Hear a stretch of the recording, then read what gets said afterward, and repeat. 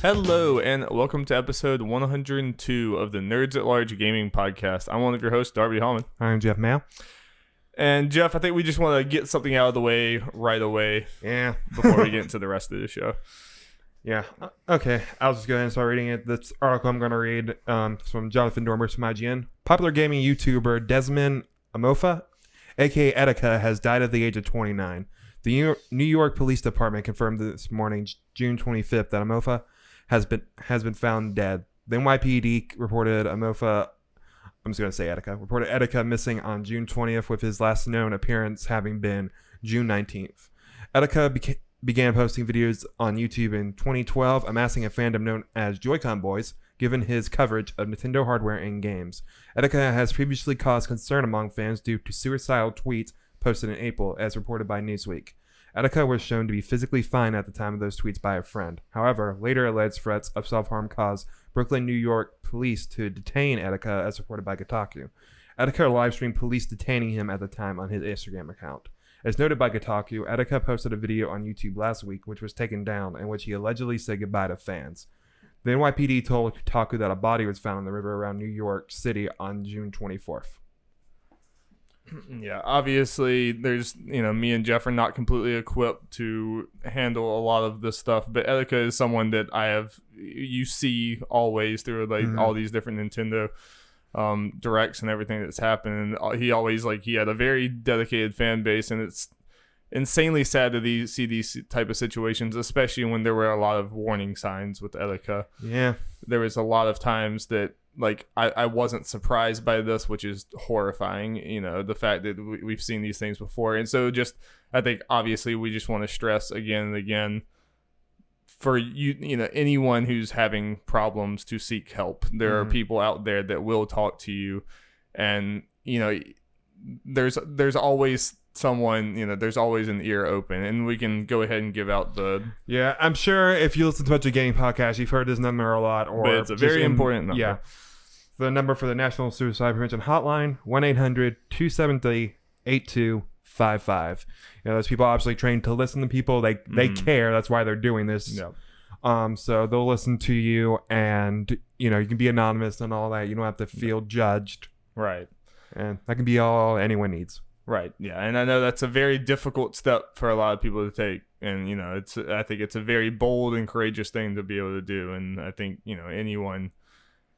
anyone should do that, because obviously, they're obviously, as you've seen from the outpouring after Etika, there was a lot of people, taken aback by this. And that's, we encourage anyone to go to seek help. So we just wanted to get that out of the way, and now we can move on with the rest of the show. Now we can awkwardly transition. Yeah. Jeff, we made it to the podcasting big time. We can do that. Well, Jeff, how are you doing right now? I'm pretty good. How about you? I'm doing all right. It's been a pretty normal week since last time. Nothing really. Didn't go gallivanting around Oklahoma or anything like that this week. It was a pretty just normal work and play a few video games week. No, that's about it. But we did get a pretty big release this week, Jeff. Or last week, whenever it was. I guess it's Sunday now, so it's the new week. Whatever. 2 days ago, as of this recording. Yeah, Super Mario Maker 2, Jeff. Super Mario Maker 2 is in our lives. Jeff has played it for how long? I don't know. It's hard to tell. I got my Switch here, but I can't pull it out and look at it because there's that whole 10 days thing before. Yeah. Which is, it's obnoxious how good the stats were in the Wii U, and then how just kind of it's around this. It's around this Switch. general amount of time. But the Wii U's here was your heart rate when you were playing Smash Bros. Seriously. It peaked while you were playing Zero Suit Samus. I wonder why. We are judging you. Well, Jeff, how was it? How is it? Oh, it's great so far. I'm really just been playing the story mode so far. I haven't tried playing other people's levels online. Yeah, I haven't tried creating anything yet. Haven't even touched that yet. Well, at some point, of course. Yeah. But I figured I'd try the story mode thing. And so far, Dari, it is pretty damn good. Yep. So the way the story mode's set up is Yeah, the Mario as Builder Mario is working with like Toadette and a bunch of toads to build Peach's castle. I guess a new castle for Peach, and they're done. And then the Undo Dog from the Mario Maker 1 comes up and just kind of hopping around and accidentally lands on the rocket button from Mario Maker 1 that deletes the whole stage. So yeah, all the like characters like the eraser and all that kind of stuff are characters in the story mode, which like I really like. By the way, the eraser is very shady. He's like at some point, you didn't talk to me, and a bunch of random stuff like that. He's like dealing drugs on the side. And like he erased stuff like, Brooks, this hurts you more than it hurts, or this hurts me more than it hurts you, and stuff like that. He's a very shady character. It's really funny.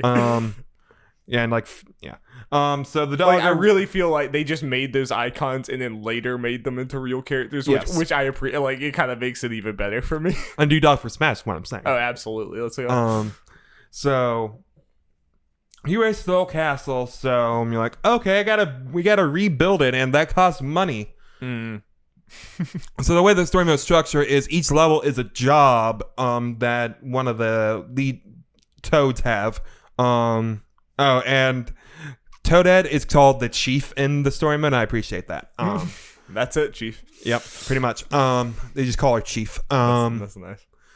So, yeah, and you go to one of the other toads, and he just gives you jobs, and you just get them as you progress through the level or as you build stuff. Each time you or start building a new part of the castle, you get like anywhere from like 4 to 6 jobs so far added to the board. Oh yeah, and they're all numbered. That's a really cute premise. Yeah, for this. Like, and each there are 4 difficulty things, and depending on what's in the level, depending who you are, some of them might be. A level 1 thing could be harder for you than some level 3 or 4s, depending on what the thing is. And depending on the level on it, it's depending on how many coins you get. And you don't get just those coins for completing the level. The guaranteed coins. You get to keep the coins you get for the level. Okay. And what's awesome about that is in Mario Maker 1, honestly, getting coins didn't matter too much. Wow. Maybe in like Endless Mario or whatever, where you had like the 100 lives thing and you can get coins to get more lives. Maybe that mattered then. That involved getting a lot of coins. This actually matters. So you progress more each level, which is very nice. And the levels themselves are really cool. They're each kind of mainly focused on one specific like item or gimmick that can be used to create a level. Okay. Like some of them might involve the Koopa car. That's the main focus of the thing. Or it might involve, hey, it's nighttime in one of the levels where you have low gravity and Goombas are floating and stuff. And that's the main level. Almost like an advertisement for look at all the things you can do. No, and I think that's great. Cool, because they're all... Because a lot of these levels are pretty short. I mean, depending how quickly you get through them, they don't last too long if you can get through it. Yeah. And yeah, I think they do a good job of showing you, hey, this is what you can do. This is what in this game, and this is how you can use it. Right. And I'm sure that got some people creative juices flowing in. Yeah, no, I think that's a very good use of that story mode. Yeah. Like, how do you think it compares from what you remember to the first Mario Maker as far as the actual user created levels? Like, does it feel grander and like a lot more going on? Not necessarily. I mean, people went all out with the user created levels. But these are, I think, generally more simple. As a whole, like more focus is the right word. I would say the Nintendo ones. Right. And and something that keeps it fresh, other than each stage having a different focus, is this. It's switching between the 5 like themes. Right. So you can go from 3D World instantly to Mario 1. Oh, like within the same No, world? not in the same level. But, okay. When you're going, like, picking one level, 3D World and that. So it keeps things fresh. Yeah. Because even then, they have little different things like physics and what moves you can use and all that kind of stuff. So it's a good way to keep things fresh. And because of the whole coin things and the fact you have a goal in mind, it just keeps that, like, adrenaline or dopamine, like, okay, one more. I'm almost done building this part. Let's just do one more level and stuff like that. Yeah. And also something I kind of like, you can replay the levels. You won't get the base reward. Like if the first level you get 100 coins for beating it the first time, you won't get the 100 coins again. but you do get the coins that you collect during the level. Okay. So there were a couple of times where I was like, okay, I only need like 10 coins to get enough for the next thing. So I just go through the level, collect the coins real quick, and move on. Okay. Because kind of what I'm trying to do, I'm trying to make sure when I'm mainly building stuff, I'm just continue playing new levels. I don't want to run out of the Nintendo levels and still have castle to build. Right. I don't think that's the case, but whatever. Yeah. I mean, even if I get done with the castle, if you go back through, do you have to you have to finish the level to keep the coins that you collected? Yes. Yeah, I figured so. Yeah. And the way it works as far as the building castle goes, once you start it, there's like different hammers like, let's say there's 4 hammers for it, which means that's how many levels you got to beat to finish it up.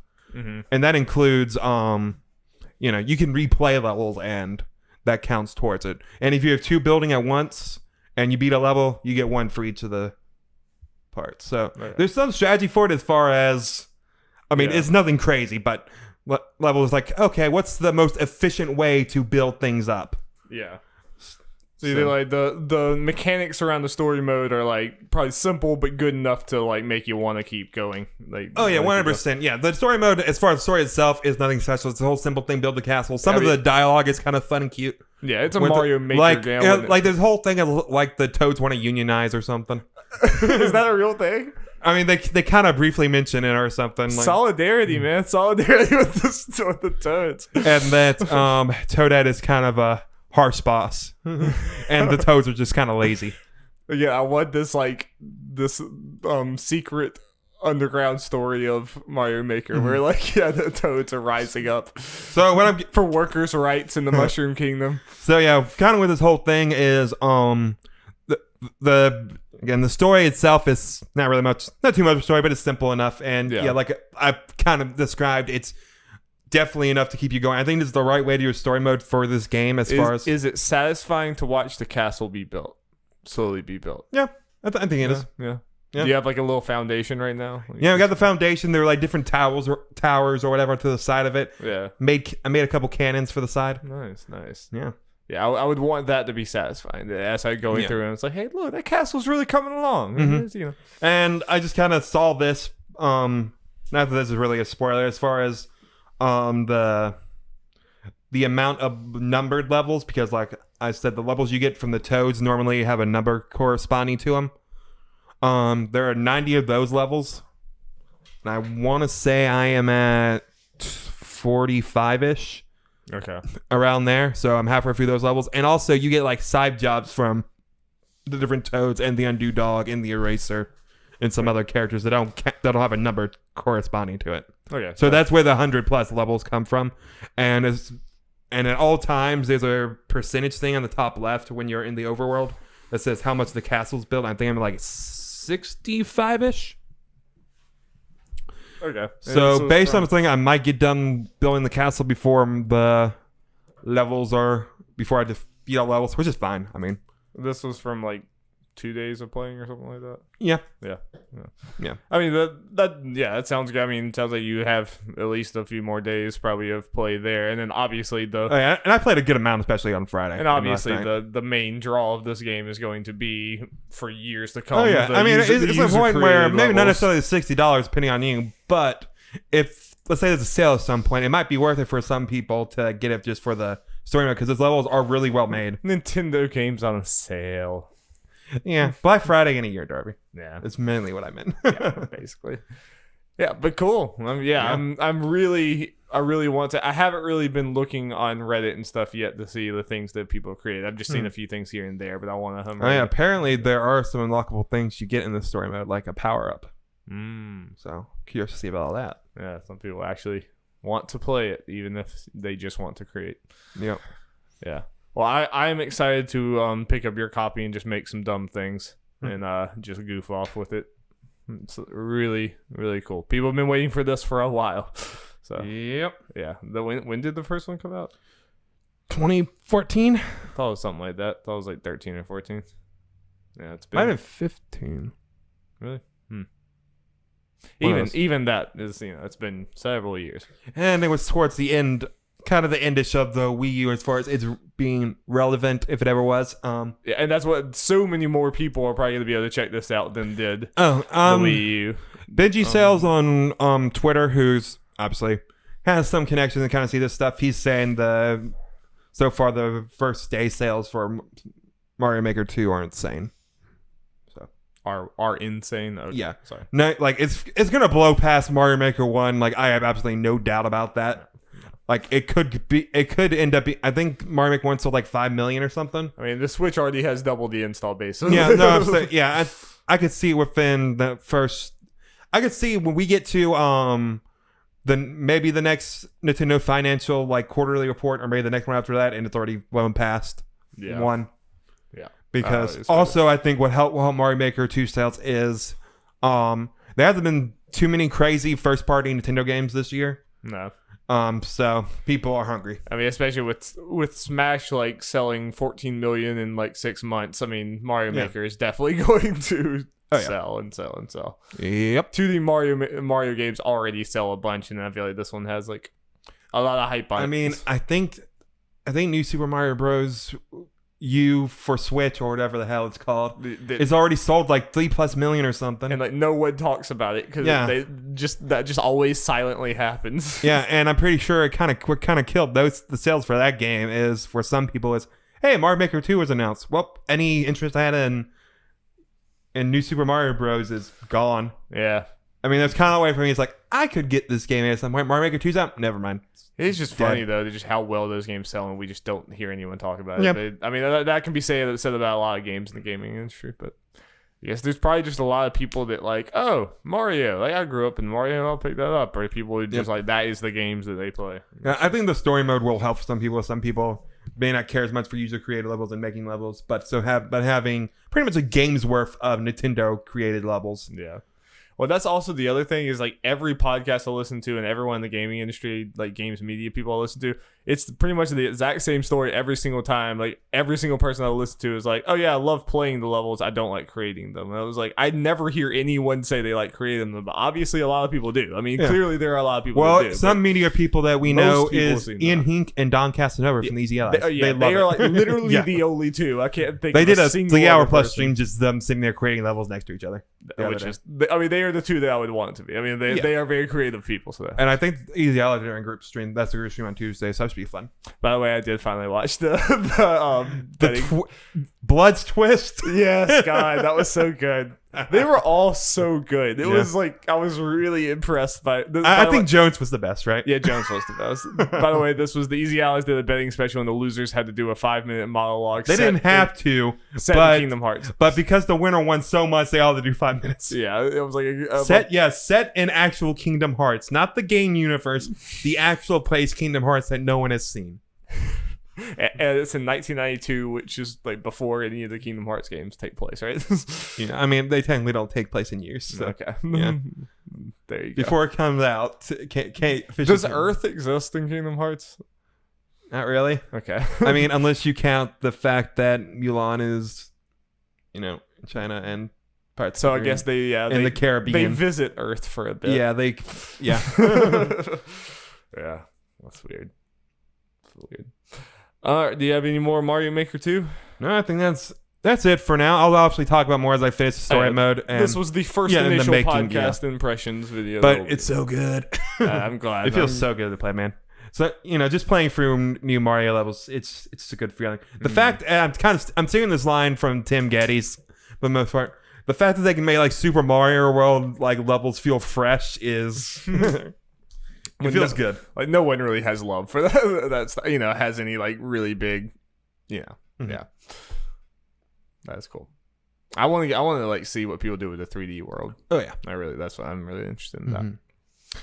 Well, Jeff, there's a game that I've been playing the last this weekend. Just pretty much this is one of those be lazy and play video games all weekend days. So I really enjoyed doing that. I need to set my phone to just stay on until I tell it to stop. Yeah, Jeff has a new phone, so he's gotta get used to all of that. I mean, you can look in settings if you want. But the game I have been playing is CrossCode. It's on Xbox Game Pass for PC. I imagine it's on the other one, the console one too, probably. I think it's just on PC. PC's actually I forgot to put it in here, but because maybe we can talk about it some with. Maybe we can look it up. We can do it with the ID at Xbox thing. Just kind of talk about that. Right. I can pull it up and we just kind of briefly talk about that when we get into the news. But actually, a good many games are going to just be PC only. Also, Darby, I saw you reply or something to the Game Pass Twitter thing. They just created one just for the PC. Oh, nice. Game Pass, which you should obviously follow. Yeah. That's when the exclusive the PC only ones. Okay, then maybe this is just a PC thing, which is I think it is. It might not be. I know this game's on Switch. I don't know if it's on any other consoles. No, it's kind of nice and we'll get to when we talk about the ID at Xbox thing. They're completely okay with getting games that are just on one or the other because there'll be some games that are on PC because they may not be released on PC. That's less likely to happen, but. And there's some games that are just on PC because they're not on the Xbox console themselves, and I'm glad they're okay with just they're not letting one hinder the other. They're like some complaints like this is called Xbox Game Pass. You can't put game in here. It's not like it's a name. It's just branding. It's a brand at this point. So it's just a brand. I am completely okay with them. If putting something just on PC, if it's just on PC. Yeah, same. Absolutely. Especially since it has so many. Less games at the moment. But anyway, the game I've been eyeing this game for a while. Like Jason Schreier talked about it so much on Split Screen. It was like every single week he was talking about CrossCode. So I was like, okay, I need to try this out at some point. And I was between CrossCode and Moonlighter. Mm-hmm. Both of those seem interesting. Moonlighter is like this cool, like you're a merchant, but it's also a dungeon crawler. So you do dungeon crawler stuff and you get items and then you go back and set prices for them and stuff. It sounds cool, but I ended up choosing CrossCode and I'm definitely not disappointed in my choice because I'll say straight up right off the bat, this game, the first hour, maybe hour and like 10 minutes or something of this game is bad. It's just a really slow start. It kind of does one of those things where it's like we're gonna take the most basic tutorial stuff, like this is how you attack, this is how you defend, this is how you whatever, and we're gonna draw that out over like, okay, now show us, and it's like, oh my god, just get on with it. It's like such simple stuff, but so stick with it. And even after that, I would say it's just a general slow start to this game. It's just kind of like eases you into it and everything, but once you start getting into it, it's a lot better. So the premise of this game is there are people in the world that they're playing this MMO. It's very like, it's kind of like Sword Art Online or any of the many other things like this where they like strap into something and they can feel what they're doing and everything in this game. But the kind of twist on this that is kind of more unique versus Sword Art Online or any of the other ones is in the world there's an actual physical location where they have like android bodies, like android people, and that's who you're piloting. So it's not virtual. They're actually piloting real physical beings in the world somewhere else, and you're like, you can feel what they feel and do all this other stuff like that. So you start the game and you're on this ship or whatever, and you're an avatar, you're one of these android people, but everyone else around you is real people, and they're like basically in the ship right outside of, it's almost like a Westworld situation. They're on a ship, they're like a maintenance ship like outside of the thing, and they're putting you into the world. And basically something apparently happened and your avatar was used to do something bad before, but you don't know what it is. So they're like putting you back in there to like hope to like find stuff out. So they're basically using you. They're like using you to put you in this world to like figure things out, but you don't really know what you're actually doing. So they're doing a lot of things where they tell you some things, but there's a lot of mystery. You don't exactly know what's going on. But after you get into the world, you start meeting people, and like they're talking about their real lives. Like they're playing an MMO, they're playing a game. They're like, oh, I have to log off. My mom needs this or whatever.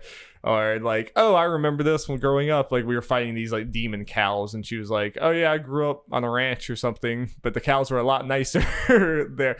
So there's like a lot of cool character moments like that I'm really into so far. The visuals, it's like sprite based, like very old school retro style looking game, but it's beautiful. It's really really cool sprite art that I like a whole lot. And like already just the environments have been so drastically different, which again, like I kind of like that kind of stuff is explained because it's a game basically. Like it's made to be like it's like, oh, you go from sun area to snow area, and they even kind of comment on, like this is not natural, but it's a game, so whatever. And the combat is, when you look at it, you would almost think it was probably going to be a turn-based thing, but it's actually super action focused. You're like, you can do these attacks like short, like right next to your character, or you can like do these launching attacks. And so far I'm already like unlocking a bunch of different things. Nice. It's pretty hard, but it's cool, like in a good way. It's you feel it's just interesting to see like a retro sprite based thing that's this action focused, but you're like, you're moving around. It's top down. It's cool. Yeah, that's basically, I've played like 6 hours. I've gotten through a few different areas. The quests, some of them have been really cool, and there's like some interesting twists on it. There's definitely been some quests that were just kind of boring, like fetch quest stuff. So, kind of a mix. And honestly, like as I was playing this, I was like, this needs to pick up if I'm really going to stick with it. But as I would put it down and go do stuff else, I kept thinking like, I kind of want to get back in there. I don't even know really what it is, but I really want to get back in there. So I think I'm going to stick with it. Yeah. I think on how long to beat it was like 25 to 30 hours. Well, I remember looking and saw it. See, it was like 40 or something. I think I saw said maybe it was like the just the main story thing. I'm hoping to maybe beat this by Fire Emblem, but we'll see, or at least be close to the end. You got about a month. Yeah, Fire Emblem's at the end of the month. We can see, but I'm enjoying it a lot. I'll kind of have to report back. Like, I'm still pretty early on, so it might get worse, but so far I'm enjoying it. I think you would like it. I think it's I already got it downloaded. Yeah, I've been enjoying it a lot. I want to go play it now. I mean, that's a good sign. It's a good sign. It's the first time I've had a game like have its hooks in me in a while right now. Cool. So, well, there, I got one more game I played. Alrighty. Didn't play much of it, but figure might as well talk about it. I played the PSVR game Blood and Truth. Yeah, I'm very interested in this one. Yep. So this is the a full game made out of the London Heist little demo thing from the PSVR Worlds thing that Sony released at the beginning of the PSVR's life. Yeah. So forgetting names because I only played a little over an hour, but I only did one play session. But you're this ex-soldier or current soldier or something. First class. Yeah, first class. And your father just died, so you got to go back to see the family or whatever. And it seems like you're just a bunch of gangsters. You're about to mob people and stuff. You go there, and then some other guy comes in, and because your dad died, he's taking advantage of the situation to expand his turf or whatever. Pretty much like, hey, I'm going to pretty much take over. So that stuff happens. Yeah. So main story seems to be you trying to, stop him or whatever. You got a little hidey hole, your little hideout you're in. I love a good hidey hole. Good little hidey hole. And yeah, your character is teaming up with brother, sister, and Madre. Yeah, trying to take him down. So how's that action, Jeff? Actually, pretty cool so far. So obviously this is PlayStation VR and all that, so it's kind of limited as far as what all it can do. It is kind of a point and click situation. You kind of just look when you just click it and you walk towards that direction. Or there's some action pieces where you don't control it all and your character's just running and you're doing, stuff while. Okay, like you're moving his hands while he moves his legs, basically. Pretty much. And it is a game that maybe says, hey, sit down and relax. Okay. Like you're not one supposed to be standing, you're supposed to be sitting down, man. Okay. Yeah. Interesting. So yeah, you got a gun or whatever. What? Yeah, you got a little holster on your side and the back that you can take guns out of and all. How does that work? Well, yeah, the back one is a little irritating as far as putting it back. There's sometimes I try to put it back and I shoot. So you shoot yourself in the back. Oh god! No, luckily none of that. And you got a little ammo holder on your chest. So what you're supposed to do is when you shoot and you're running ammo, you're supposed to use one of your hands to grab the ammo and put it in the reload. So that's cool. That's satisfying. Yeah. Just shooting and be like. Did most of that work pretty well? Oh yeah. I didn't really have a problem with it. The only thing I'm confused about is, do I have infinite ammo? I mean, I got to reload. I know that, but do I have? Like, there's ammo you pick up throughout, but I never see any indication of I'm running out of ammo, and I've never run out. But if you're picking up ammo, it make me think that Yeah, it but must I'm mean surprised something, I but- never had run out of ammo at all. because you're not being conservative with your ammo. I imagine. No, and I'm bad at aiming. I mean, so did this so far from you? I know you only played like an hour or something, but does it feel worthy of being like a full game, or like does it feel like more than just another like tech demo like that one was? Like, I think so. I mean, yeah. It's one of the things you got to keep in mind. Yeah, there are some limitations with it, like I've mentioned, but I feel like it's a good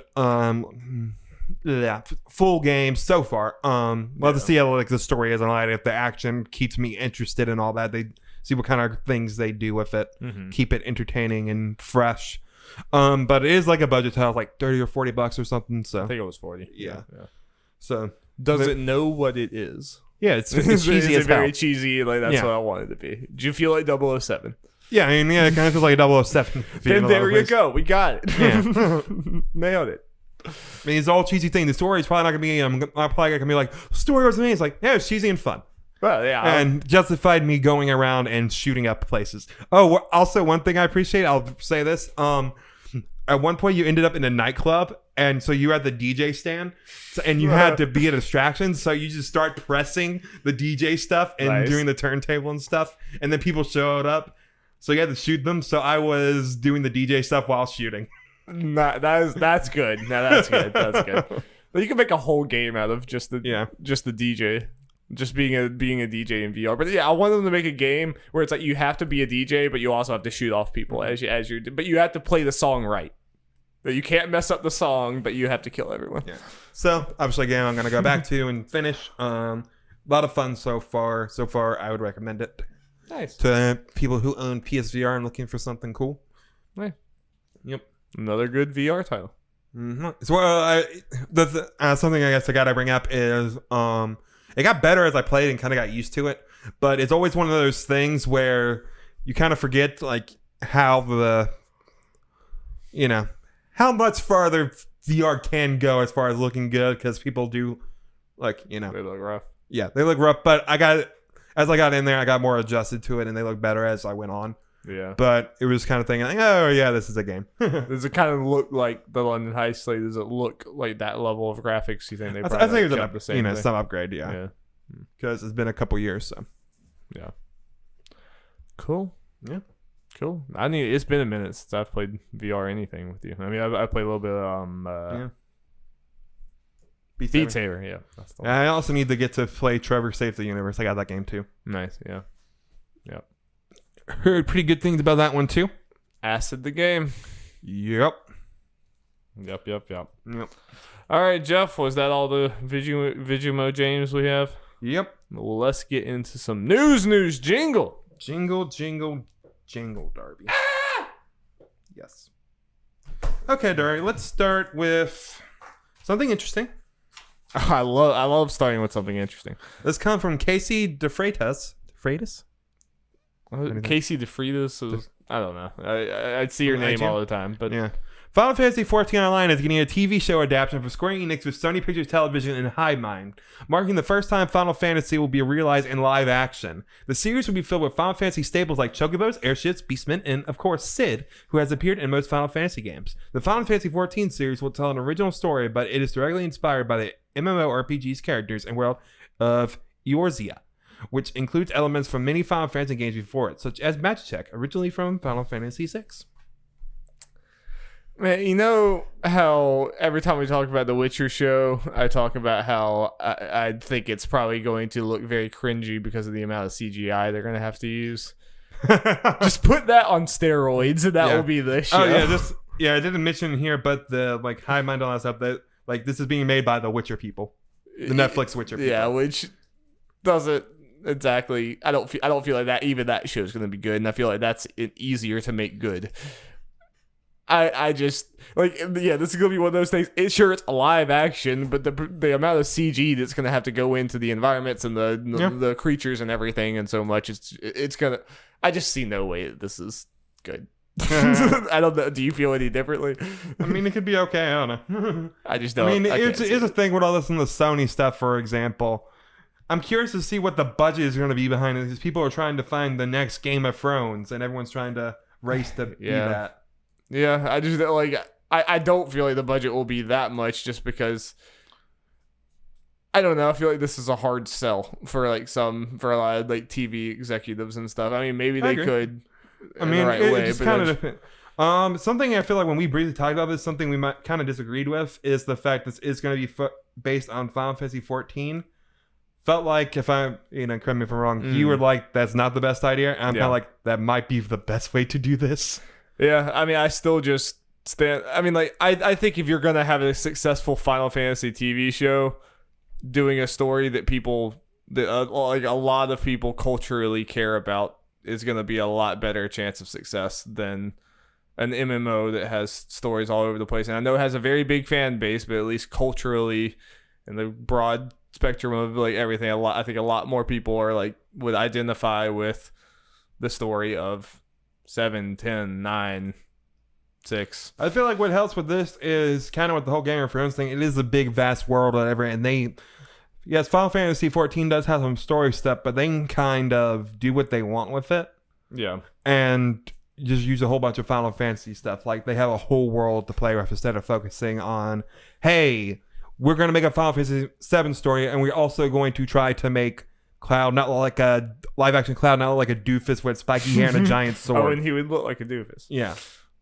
I mean, I think if they're gonna stay true to Final Fantasy XIV, those people are gonna look like doofuses too. Okay, if you've seen the character models, I agree. But I think my argument is if they stray away from that for Cloud, people will complain.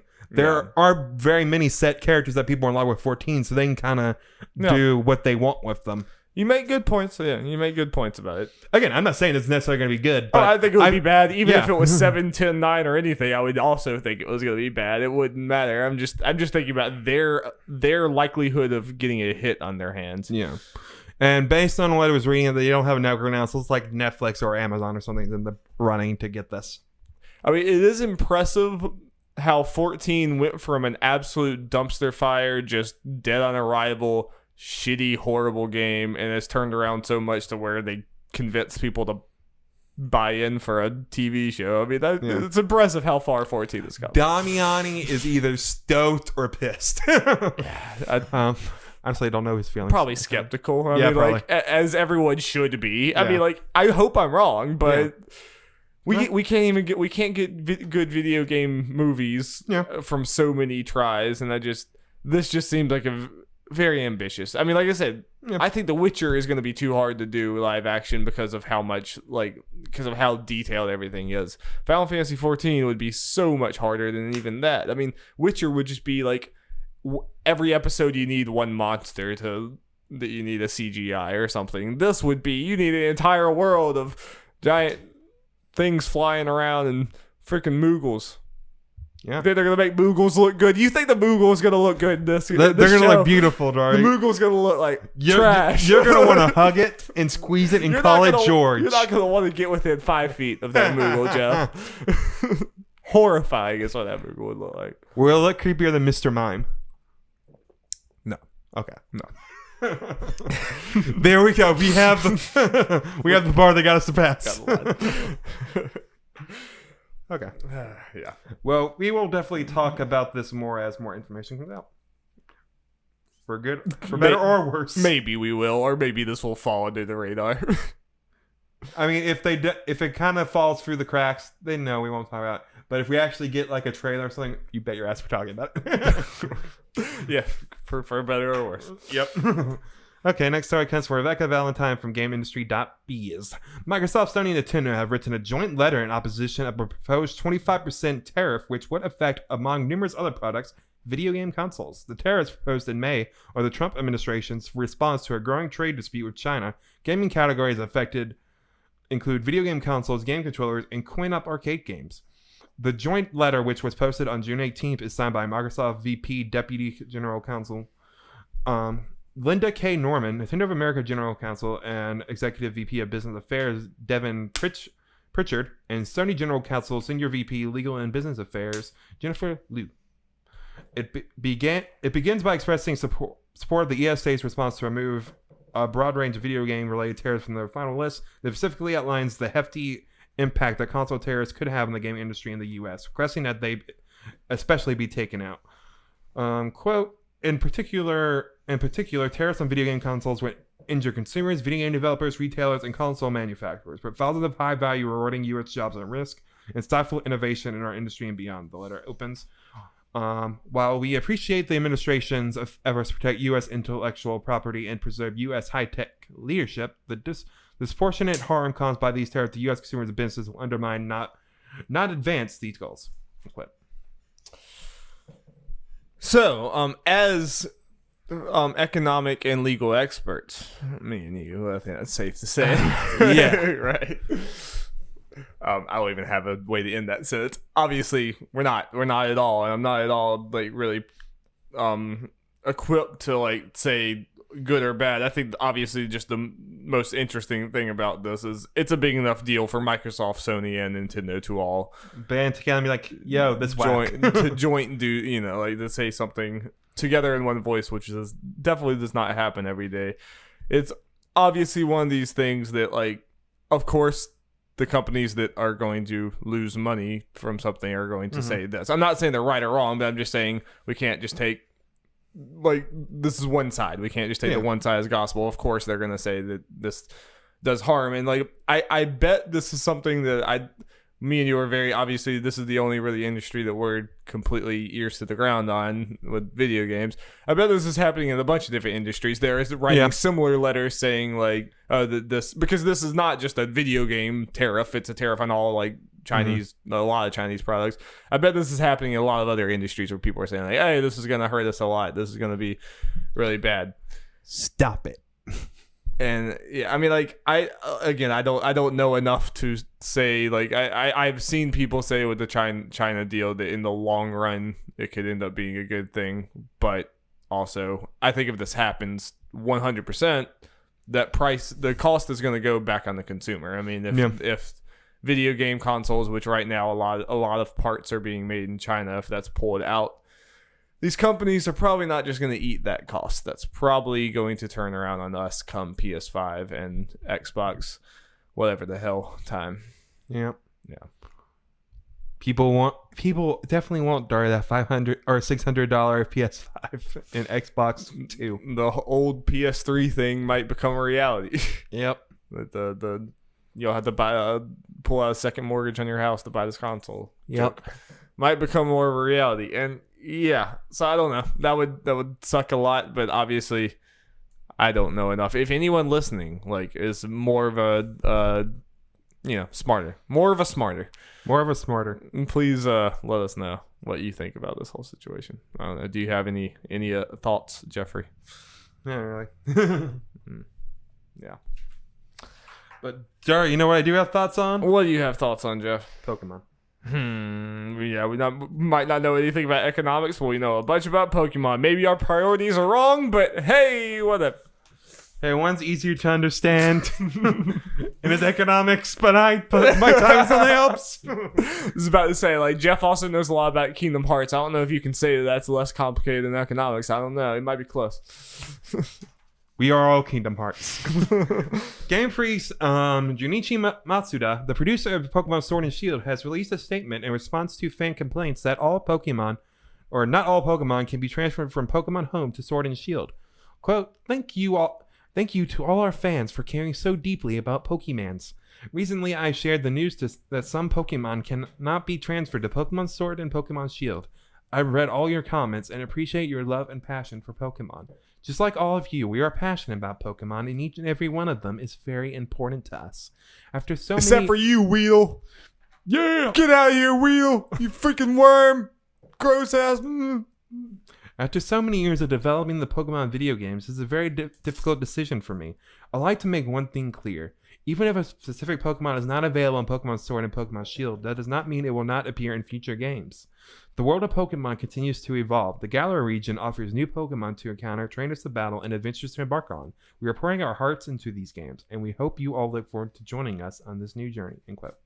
So people that don't know, well, it kind of said it here, the controversy is, the whole, not every Pokemon can be transferred from home to Pokemon Sword and Shield. The only Pokemon that can are ones that are going to be in the Galar region's Pokedex, and every other Pokemon, you're just kind of shit out of luck. And what makes it worse is they just announced Pokemon Home. And the only thing that, unless they changed it or I misunderstood, the only game that you can transfer from Pokemon Home to something else is from Pokemon Sword and Shield. So pretty much, if a Pokemon is not in Sword and Shield, they're stuck in Home. You can't take them out. Right.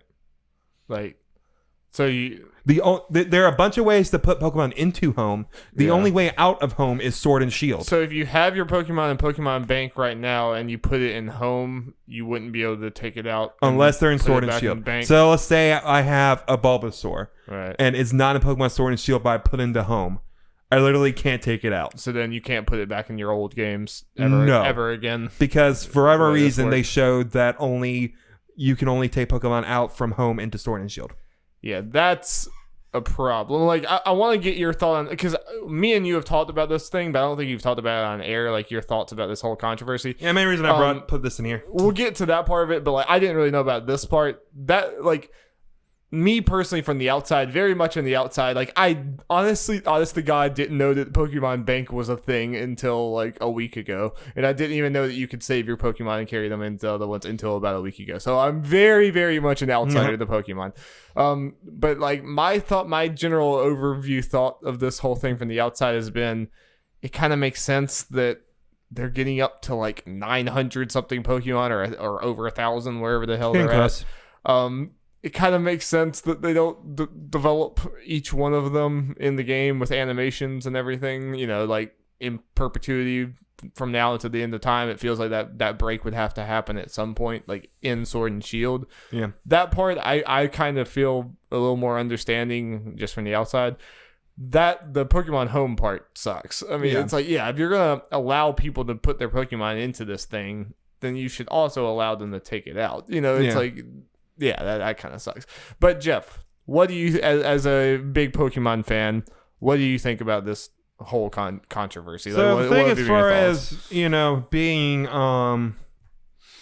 as far as not every Pokemon being able to be put into Sword and Shield, I'm kind of on the thing of it sucks, but it doesn't affect me because I'm not one who brings Pokemon, through the games like a lot of people have. I just pretty much play the games with the Pokemon that are in the new games. I just use that as my team. So that doesn't really affect me, but I get why people, kind of upset at the thing, but I kind of understanding it from Game Freak's point of view of, this is an upgrade or whatever. Some people are, I think, justifiably arguing, hey, it may not be enough of an upgrade to just completely justify what they're saying. But it's one of those things of game development is hard and all that. Not easy as we say, or as we think it is, and all that. So kind of get that, but the Home thing does make it worse because they just announced it. They announcing it to go along with Sword and Shield.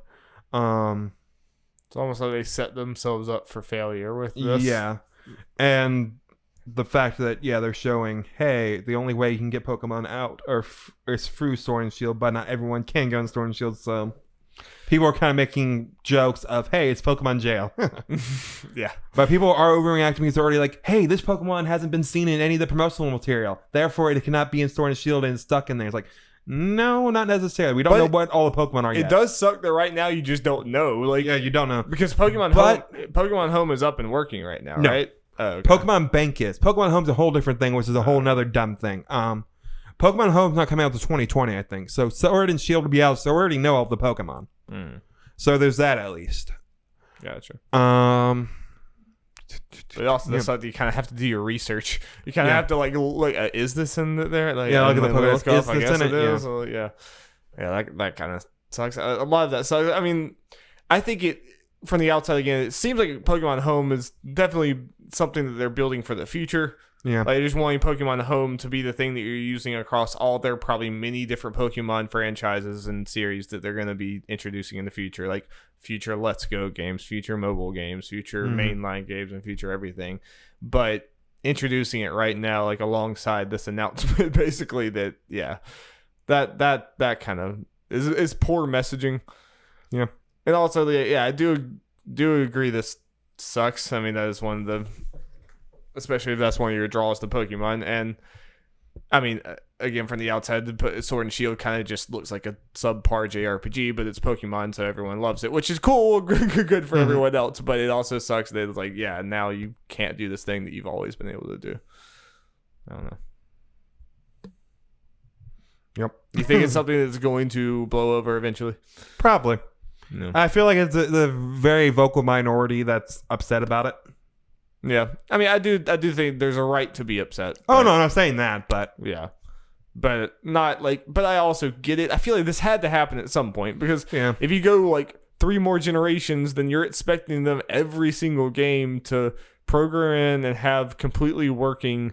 like 1,500 Pokemon for every single game. And at some point, that just gets unrealistic. And people were bringing up, they can just delay the game and put all the Pokemon in there. Which, my response to that is never going to happen, because Pokemon is more than just the games. It is a well-oiled... Make sure you're talking to the mic. I am. It's a well-oiled machine. Yeah. They got to make sure it, teams up with the Pokemon cards, the anime, which is, I think, going into... Yeah, it is going into its final arc. It's going into the Pokemon League thing, and Ash will lose again. I don't care. I believed once too. But, so yeah, delaying it will never happen, and honestly, I don't think delaying the game is that big of a point with Pokemon in there, because the Pokemon wouldn't be in the game anyway. It would just be transferring it, and they could just pass that in, if anything. Yeah. But... they already from this, the statement honestly was nothing. But and the fact that they did this probably means the majority of people aren't using this service anyway. But. Yeah, and I don't. Yeah, they pretty much already said they're not patching it, and this is something they're, as far as the whole only Pokemon you can transfer in or ones in the Pokedex. They pretty much said it's the way it's going to work in the future games. Yeah, I wouldn't expect it to go back from this. Because again, it's just a lot of freaking Pokemon. Yeah. I mean, when you guys told me that I was like, wait, really? Every single game you can use any Pokemon? I was like, yep. I didn't know that was a thing, because that sounds crazy. That's a lot of work. And yeah, I mean, I'm sure, especially you would probably much rather like be able to play the game this fall than have to play it many months later because of this. I'd rather not be pushed to early next year, Darby. Yeah. No, please not. Yeah, it's interesting. And again, I'm not one to bring Pokemon up. It's kind of this is this trainer's tale, and these are these Pokemon's tale, and that's just that. But that's just my way of it. Again, I understand why people are upset about this. Okay, skipping the next thing to bring up later. So let's get into. Okay, Dari, we got a game announcement. And normally, Darby, we don't go into the Final Podcast until we talk about a game announcement, but it's not the most exciting one. No. Bandai Namco has announced One Punch Man, a hero nobody knows, a new 3v3 fighting game, because of course it is, that will be coming to PC, PS4, and Xbox One. Bamco has said the game is coming soon. Whatever that means. The currently announced playable characters are Saitama, Genos, Speedo Sound Sonic, Hellish Blizzard, and Moomin Rider. Number one, they just kind of churn these things out. Number two, how is this going to work? And number three, is there really a lot of excitement for? There probably is a little bit, probably not much, because there's a lot of people's like, oh, One Punch Man game, cool. And then it's no, 3v3 fighter. And then you think, wait, how's it work with Saitama? Because in the trailer, the way for every single character them showing that is playable, besides Saitama, I don't think they actually show him do an attack, really. Maybe just winding up one, like the end before going to the logo. Is each character beating up on a non-Saitama character, and then them trying to hit Saitama, and Saitama just like standing there picking his nose or something, not being phased. Because that's how it would work on the show, because he's invincible. So do you think he's not going to be playable? He is playable. Okay. So I don't know how that's going to work. People kind of joked about this, that maybe it's just like a board meter. Like his health is like a board meter, and once again, he just kind of get bored and walks. It just leaves. Yeah, that's a loss. Yeah, but he also cannot be phased by attacks based on the trailer, so it's kind of like, does there a timer in between attacks or something? I don't know how that will work. That's honestly the most interesting thing to me about this game. It's a creative problem. Most interesting thing for me about this game is how they're going to make Saitama work, and then after I find that out, I'll probably forget this game ever existed. Yeah. Because honestly, this is not exciting at all. Another 3v3 anime fighting game. From Bandai. Yeah. I mean, it's just going to be... like Jump Force in a lot of ways. It does look better, but graphically, our style's better. I actually haven't seen it. Like, what does it look closer to, like Dragon Ball Fighters, or does it look like something different? I mean, it just kind of looks more like they're just taking like an more influence from the anime as far as their art style, which is fine. Which, well, apparently that is not fine in season 2. Right? Well, yeah. But we don't talk about that. I got Hulu now, so maybe I can watch it and see it for myself. Well, that's the other part. At least just from me hearing like the few people I know who talk about anime, and so maybe the commercial wise is different, but it feels like One Punch Man is at an all-time low. Like people are just not happy with One Punch Man, so it's kind of a weird timing for this to come out. Yeah. Like One Punch Man doesn't feel hot right now. It was hot like 2 years ago, but they messed it up. More people should watch My Psycho 100 from the same author, and it is better than One Punch Man even at his best. Yeah. You should watch it, Darby. I want to. I really want to. Okay. Good. Okay. Keeping with the Bamco animes, Darby. Because I'm on here. We have to talk about anime. Do you want me to leave the room? I mean, this probably won't take long. I'm just kidding. Dragon Ball creator Akira Toriyama has confirmed that there will be new canon side stories in the newest Dragon Ball game, Dragon Ball Z Kakarot. Canon. What? Yeah, so they kind of hinted at this in the game, the demo from E3. It looks like where you can talk with Android 18 and I'm forgetting her name. Bulma. No, not Bulma. The something. Okay, for people who know Dragon Ball, I'm forgetting the name of the girl that when she sneezes, she changes personality and hair color. Sneezoma. Yeah, that. We'll go with that. And characters like that, the new canon stories that fit in the timeline, and it's only because those characters were dropped to never to be seen again in the canon storyline, so their stories don't matter. So they were just irrelevant. Yeah, pretty much. So that's their selling point for this game is you can come see some canon irrelevant stories. I've seen it already work on people like, okay, I guess I'm getting the game now. I'm like, I'm still not getting this game. Yeah. You can read that in a Wikipedia article. I can watch that stuff on YouTube. Or that. I'm sure like Team Forest started a Let's Play of it, and I'll watch them, and that I'll get enjoyment out of that. Yep. That's all I need. Savior, I'm assuming $60, Jeff. Yes. And it's early next year, Darby? No. Dead. It's dead. Like if like I enjoy Jump Force a lot. I'm gonna play it again with more DLC fighters are out and everything.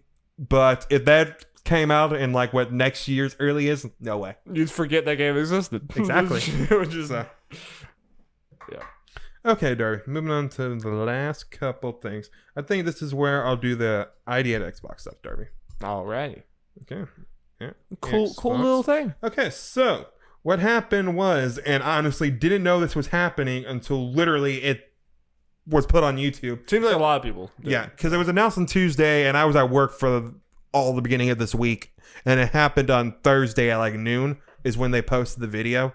And I just noticed it because on Resetera they bumped the thread because it was starting, or not starting, but they posted it. The way they do these things is not like a direct where it's on YouTube and it's live and you have to watch the whole thing before the whole thing's up there. They just post the whole video. Okay. Which is fine for this because they're not like crazy announcements, honestly. Mm-hmm. It's just, hey, here's some indie games that are going to be on Xbox Game Pass. So this is how it went. And I really like this presentation. I like the way they do this stuff where they show the games that are coming, smaller games coming on Game Pass, and they give a couple games a little more in-depth thing where they talk with developers, and yeah. I enjoy that. Some stuff from E3 seeing again. Yeah. Yep. And unfortunately, our Rare Replay was just added to Game Pass, but only on Xbox. Not only on Xbox, I know. That's such a bummer. Yep. I would absolutely be on that. So I'll just read the list of games that were announced as additions. It doesn't have on here the games that were talked about. I'm trying to remember. Spiritfarer was talked about. Yeah. An extended thing, and that game looks dope. Yeah. I'm assuming you and you both are going to play that one. Yeah. I'm super into it. It's going to be on both day one. Do we have time for that? No. Okay. Blair's Witch looked better this time. Yeah, it was cool. Because they actually went in depth, like, okay, this looks pretty cool. Yeah. Still interested to see like how long that game is, how in depth it is. Yeah. All that we might give a little look at it. I'm trying to remember what other ones they give in depth things for. I don't remember exactly. Did you have the I got an article thing up, and it's just kind of going over what games were officially announced. So here's a cool thing, especially for Darby, who only has the PC version of it, of Game Pass, every game I think that was announced or shown in this thing is going to be on the PC one, and not all of them are going to be on the Xbox. Yeah, like the console one. So that's again showing that they're not afraid to do that. What was the deer game? Way of the Light or something like that. Way to the Forest or something. Something like that. Like if you watched the E3 Microsoft conference, you would know. But that one made by one guy, and you're playing 20. You're playing this deer. Yeah, young, like several years younger than me and Jeff. You're playing as this like deer, and it's I'll just bring up the baby deer walking through like a post-apocalyptic world. It looks very pretty and. Yep. Let's see what other stuff Chill. they main was. They talk. Okay, I'll just go through the right now. The announcements, and I can do the... Yeah. Overall, I agree that I like the presentation of this video, though. My Time at Portia was announced to become in the Game Pass on both. That's actually, like, that's an indie game that a lot of people have been talking about and seem to be loving. People were happy about it. I don't really know anything about the game, but... Yeah. Seems to be kind of like Harvest Moon-esque, I think, in some ways. Maybe a little more action involved. Hard pass, but cool for everyone else. Yeah. Bad North. Yeah, I'm interested in this one. Goner. I think that... Isn't that a whale game? The whale game? The whale? Whale game. Don't. You're like a little Metroidvania. I think it is a whale at some point. All right. Yeah. Banner Saga 3. Yes. I think of this 1 and 2 are on there. I don't think they announced 3 yet. So that's cool. So all 3 of them I think are on there. Oh, yeah. 1 and 2 are already on there. Yeah. Yoku's Island Express. That's a good one. Yeah, it is. That is really Might cool. check that one out. It's like a Metroidvania pinball game. Super weird and unique, but yep. Looks cool. Worms MWD. Hey, for a Worms game on there. How many Worms games are there? Yeah, just for a Worms game on there. And these are the PC only announcements. Undertale. Yeah, which is good for you because you haven't bought it yet. I got it on Switch, but I got it for $5. I'm not like upset. Oh, that comes soon. But I mean, it's not like I have so many other things to do. Time Spinner will look pretty cool. Forgetting which one that was, but yeah. Yeah. Unavowed, which is I think the one where you play as like 3 different people. I may a detective or something. Okay, I kind of vaguely remember that. Yeah. Machinarium, some 2D platform where you play as a robot or something. And For the King, forgot which one that was. King in the North. King in the North. Under other games, that stuff that happened during the thing. They showed Pathologic 2 and Secret Neighbor. Yeah. Secret Neighbor looked like it could be fun. We had a group. It could be. Yeah. It could be. I don't think we need to go through all of them, but Devolver Digital has some cool stuff. We gotta play Hatful Boyfriend, Darby. It has to be done. Yeah, we're gonna play Hatful Boyfriend. Yeah, Way to the Woods, Darby. We have to way to the woods. Yeah. Okay, yeah. Creature in the Well, Darby. Creature in the Well. That pinball thing. Another pinball game. And yeah, that's the main stuff. Looked really good cool presentation. Stuff. Yeah, some cool good little stuff. I'm glad I'm glad that they're very quickly starting to support Xbox Game Pass for PC. Make me feel like I made the right decision. Yeah. I already feel pretty good playing CrossCode. That was nice. That was my first Xbox Game Pass game. Darby, you'll feel great as long as you like Outer Worlds. Like, okay, got my money's worth. And Wargroove is sitting there waiting for me to get over Fire Emblem. The bad thing, like, I'm going to play all the Banner Sagas at some point, but now that Fire Emblem's here, it pushes it even further back because I have to put breaks in between those type of games. Yep. Okay. So I'll look forward to playing that in 5 years. Okay, we're just gonna PlayStation Plus games with gold stuff together. PlayStation Plus announced Pro Evolution Soccer 2019 and Horizon Chase Turbo. Weakest month that I can remember in a very, very long time. Yeah, and then Games with Gold having a pretty good month. Inside. Yes, one of my favorite games of all time. Yeah, so Play Dead. Yeah, Game of the Year 2016 in my heart. That's incredible, and like when you go down here, Big Crown Showdown, which was like I didn't see much of it. It's like a 4-player party game. I might as well download that and we can try it out. That's a good sign. Yeah. Castlevania Symphony of the Night. Woo-wee! I have not played it. I am 100% downloading this game. Yeah, I've been wanting to, like, that's a big hole in my gaming history. So that's very big. I saw Castlevania. That's Symphony of the Night where I had to double check, like, yes. That's awesome. That is super cool. And Meet the Robinsons. Yeah. Inside Symphony of the Night, like, you won, baby. You won. Yeah. Sorry, Pro Evolution Soccer. Yeah, I mean, it was close, you know. because of Pro Evolution Soccer. It was really close. Okay, Darby. Next, we're playing a game, apparently. We are playing a game. I gotta flip over to it. Yeah, and then we'll get to the little main topic. Main topic. And spoilers, is still about Smash, like everything we do is. Should have been... That's not loading. I might have to go over there and look on my computer and get you to just look away, because this is not wanting to load, Jeff. Oh no! Oh, there it is. Okay. All right. Well, Jeff, this is a familiar game that we've done before, back when we actually used to do games, and I just felt like doing it. I have searched a bunch of different characters on Deviant Art. Okay. And I've paired them, and Jeff has to tell me which one had the most search results. Yeah. Okay. I just, this is one of my favorite games that we've done, so I just I felt like doing it. But I have, like, I think you the times you've done it before, you just had them, you like randomly paired them together. I specifically paired these together, and honestly, none of these are that far apart. I will say, like I think it varies. Some of them are super close, and some of them are kind of. But I don't think none of them are like huge disparities. Mm-hmm. So I purposely tried to make it, interesting. So here we go. There's 9 rounds, Jeff. You ready? So I gotta get the goal is 5, right? Yeah. Okay. Round 1, Tifa. Okay. And Aerith. And I would say these are the ways I typed it in every time. I'll let you know if there's anything in but just Tifa, Aerith. Like, so basically, this isn't a good example of it, but if I had like Cloud or something and there's pictures of actual clouds, that counts. It's just how I typed it into Deviant Art. Okay, so here's my thought process here. I feel like Tifa is prime waifu, and with Aerith, because of the whole Aerith thing, that's splitting. I'm going with Tifa. You are correct. Tifa had 95,933. Aerith had 50,425. That was a pretty... I will note that I typed in Aerith and I typed in Aeris, and both of them had about the same amount of results. And I know the way DeviantArt does this, they weren't the same images. It was different images. So you were right. I think if they were together, it might have beat Tifa. Yeah. But yeah, you're correct. So that's one. I should probably keep it.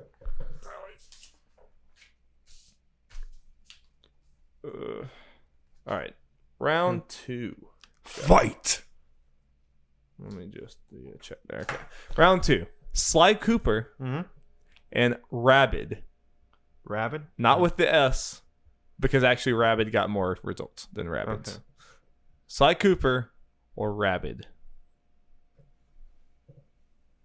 I'm going Rabid. Incorrect, my boy Sly. I can't believe it did it. Sly had 30,495. Rabid only had 19,654. Damn furries. I know. I don't know how it happened. Kidding. Love you, furries.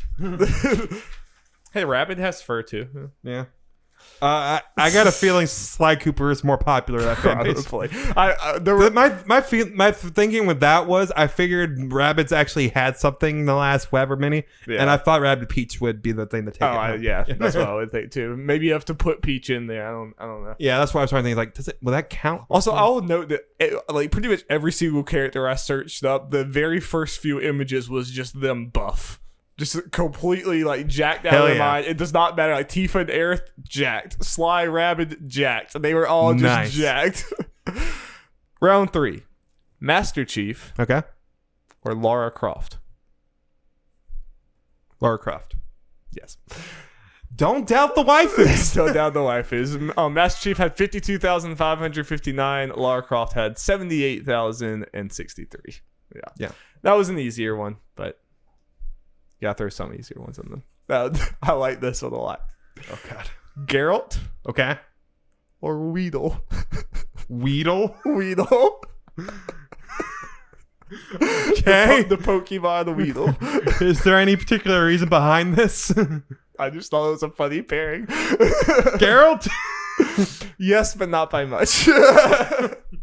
Geralt had 15,439. Wow, I expect more. Weedle had 10,111. I was trying to find a Pokemon that was around the range of Geralt. And I searched multiple of them and I couldn't get that low, and I finally found Weedle. That explains why you mentioned Weedle. It's like, that's kind of random, Darby. Yeah. I'm doing pretty good. 4 down. Number got 5. 5 more. Only need 2 more to win. Donkey Kong Okay. or Big Daddy? Or Donkey Kong. Incorrect. Wow. Donkey Kong 35,846 and Big Daddy 40,757. So only by like 5,000, but you got or less than 5,000. Yeah. So you think of that one? The things with Big Daddy, it's like maybe it's people put like Big Daddy Bowser or something. Maybe. I mean, all the images I saw were would Bioshock Big Daddy, but I did not look through all. Big Yoshi. I did not look through all 40,000 images. So I could Darby, I need you to be sure for the safety of the game. Round 6. Okay, gotta get half of these. Gardevoir Okay. or Tracer?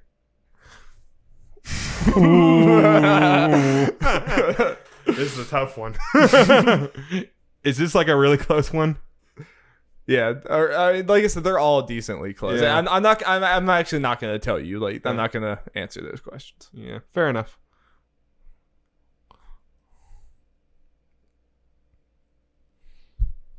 Pokemon fans are horny.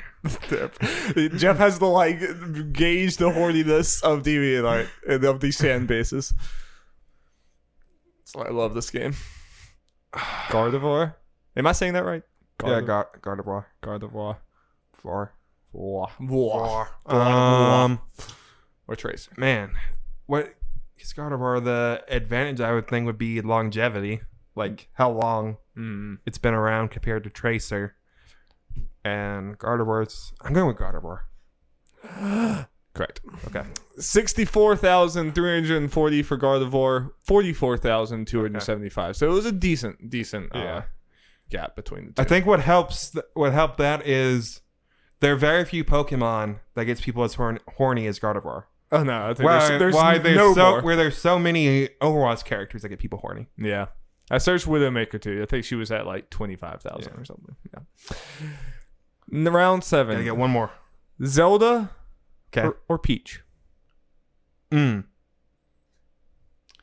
gotta think. How many people drew Link putting Zelda there?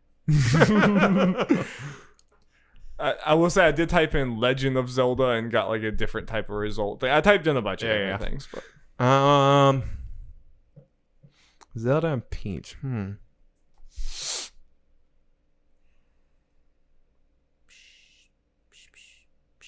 Man, this one that can easily go either way. yeah. I feel. So I tried. Yeah. I'm going with Zelda. You are correct, Jeffrey. I thought I was like, oh, I could imagine with Breath of the Wild Zelda, especially recent with the short hair one. Oh yeah, I bet there was an influx, and there's just so many more designs of Zelda. Yeah, Peach that's what I was Peach is just Peach. I feel like there's and this one actually was a pretty big jump up too. I win. 736,300 for Zelda and 410,393 for Peach, which seems low. Yeah. Sometimes you gotta go where your gut. Yeah. Mark me straight. I win. You win. So now two more to go. Now it's just having fun. Okay. Round 8. Kingdom Hearts or Final Fantasy.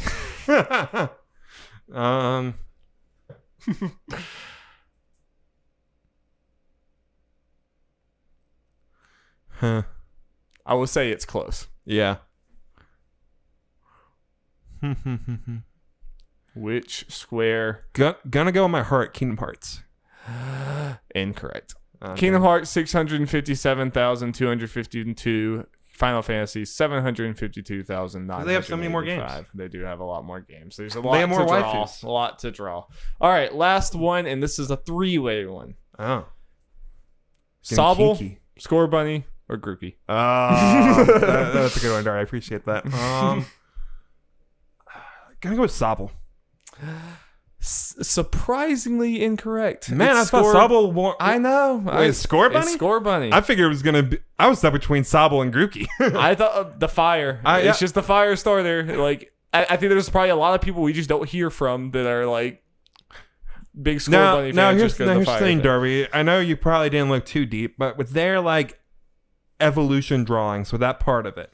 Most of the ones I saw were just okay, but there were some like for Grookey, the very first one was like buff.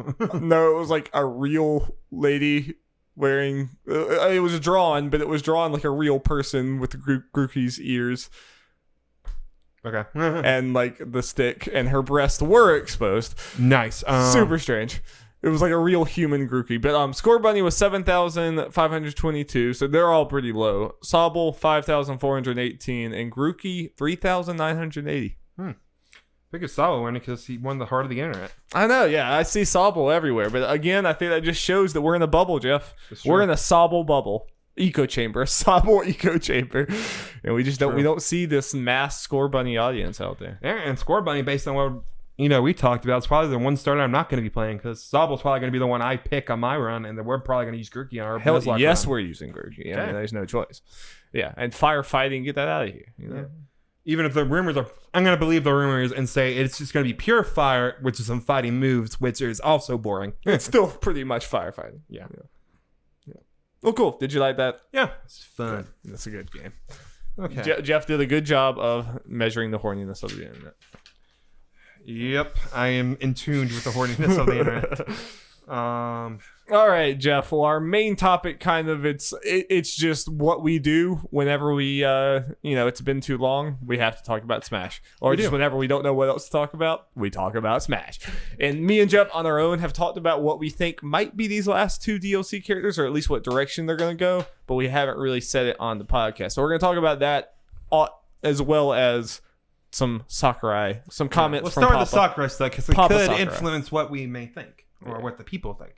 Okay, so Sakurai did another Famitsu little article thing where he writes his thoughts on Smash and all that stuff. Like most of this stuff, when I see it, it is been translated by Twitter user Push Dustin from Source Gaming, or formerly from Source Gaming. And here are some highlights from it. The day has finally come when Sakurai could work on Dragon Quest. Thinking about Dragon Quest, Sakurai wanted to include the legendary command prompt. So that's why the things there where you pick the spells and all that. Sakurai decided that the command window would appear and have random spells and attacks that could be chosen. And that's got internet in a tizzy. Then he decided to add an MP system as well. So what people are thinking with that is, Darby, is regular B and side B and up B, they're set moves. Like if you just, we talked about this before. If you just do it. Yeah, but what people are thinking is in down B is when the spell menu comes up, and what spells are in it are random. Okay, so I think when you talked to me about this before, you were thinking that every single direction had a menu. Yeah, and they were set like 4 spells for each menu. But now we're back to thinking that it's just the down B is the menu, like we thought originally. And the 4 spells in it are random. That sounds bad. Yeah.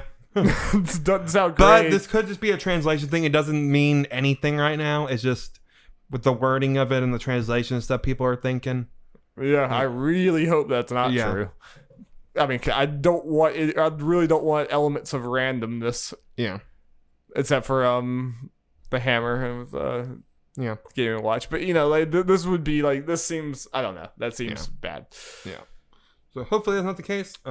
Especially if there's a down B move you want to use and it's like, it's just not there. Yeah, and people are thinking that could make more sense with Zoom, which is the one when the Dragon Quest VIII character in the protagonist in the trailer gets knocked off the stage and he kind of he does Zoom, just flies up in the sky. That is the best recovery in the game. But you're not always going to have it. But did he have to, like, while he was falling, scroll down to Zoom?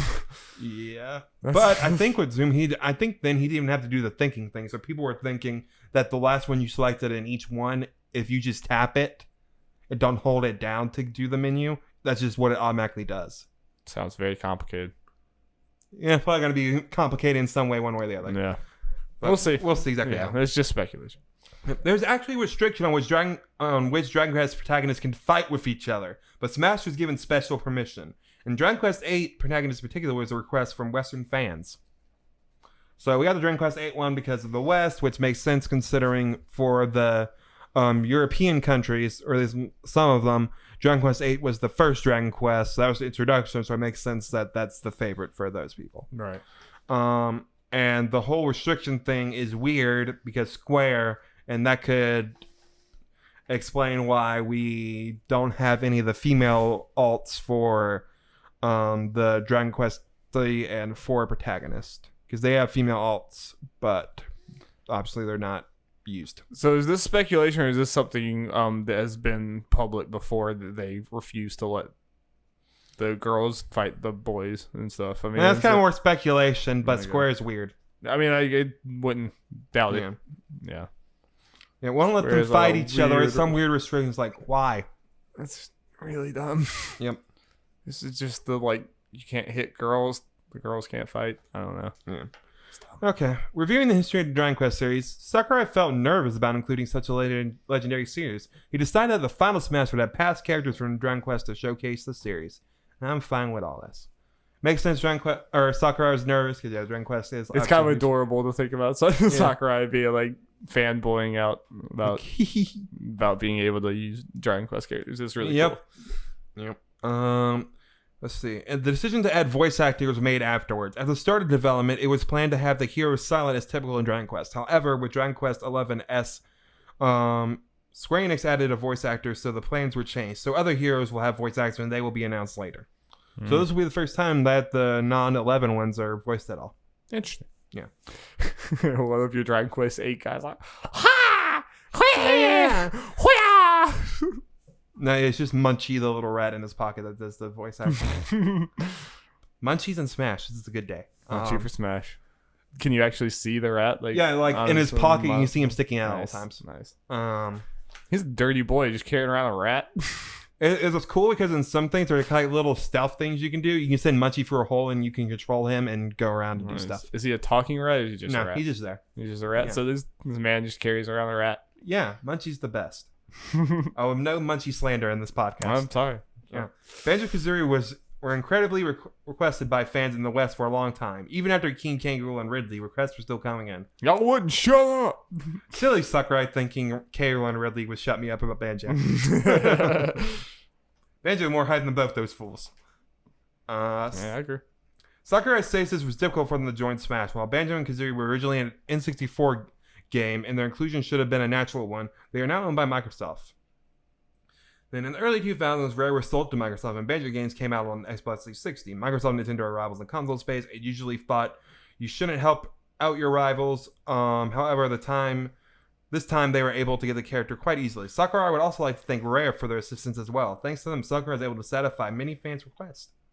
So yeah, seems to be a thing of it was then hard in the future, but now that Nintendo and Microsoft are more buddy, and I mean, it doesn't hurt Microsoft whatsoever. There's honestly at this point, would Nintendo allow it? I mean, now whenever they come out with a Banjo game in a year or something, there's going to be more hype for there's just going to be more Banjo hype now than there was before anyway. And Phil Spencer's been open about being okay with Banjo being in Smash for years at this point. Yeah, and I mean, again, there was no downside for Microsoft to put on there. It was just more of from Nintendo's point of view of do they want to give spotlight to a competitor's.